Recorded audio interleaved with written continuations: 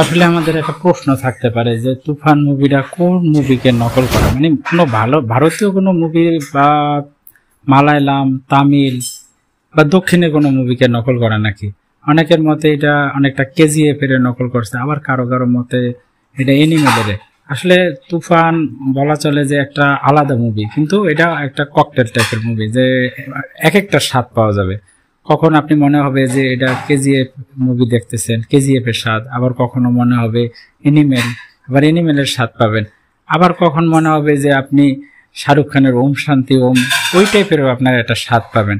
সবচেয়ে বড় কথা হয়েছে কি, আরেকটা মুভির সাথে অনেকটা বেশি মিলে অনেকটা স্পয়লার হয়ে যাবে, সেই জন্য আমার নামটা বলতে ইচ্ছা করে না। তারপর আমি বলছি, সেটা হচ্ছে অমিতাভ বচ্চনের একটা মুভি, বেশ পুরনো, ফিনিশিং এর দিকে ওই অমিতাভ বচ্চনের আপনি খুঁজে পাবেন। মানে বলা চলে যে অমিতাভ বচ্চনের ওই মুভিটারই একটু বেশি প্রাধান্য দেওয়া তুফান করা হয়েছে। তার চেয়ে বড় কথা, এই গল্পে অনেকটা বাংলাদেশ এরকম একটা ভাব আছে, যদিও সিনেমার বেশিরভাগ ডিজাইন, বেশিরভাগ সবকিছু মেকিং অথবা সেট সব কলকাতার হয়েছে।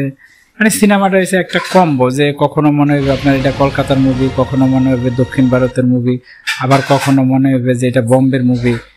এটা যে বাংলাদেশের মুভি মনে হবে না, মনে না হওয়ার কারণটাই হচ্ছে সবচেয়ে বড় পাওয়া, যে আমরা চাই না যে আমাদের বাংলাদেশের মুভি দেখলে যে এটা বাংলা মুভি হোক, বাংলাদেশের মুভি হোক, বাংলাদেশের মুভিটা একটা আন্তর্জাতিক কিছু হোক।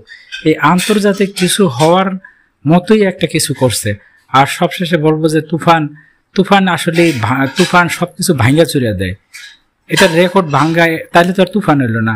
যেহেতু হল ভাঙছে, হলে মানুষ ভাঙচুর করছে, এতেই প্রমাণ হয় যে এটা আসলে একটা তুফান।